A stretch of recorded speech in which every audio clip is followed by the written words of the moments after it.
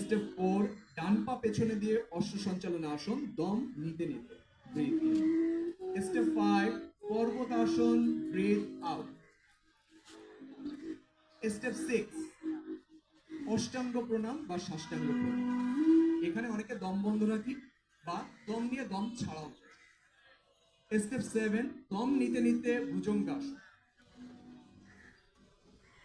Step 8, পর্বতাসন, breathe out. Step 9, ডান পা সামনে দিয়ে দম নিতে নিতে অশ্ব সঞ্চালন আসন। স্টেপ 10, ব্রিথ আউট, পাদহস্তাসন। স্টেপ 11, হস্তোত্থানাসন। স্টেপ 12, প্রণাম আসনে শেষ হলো।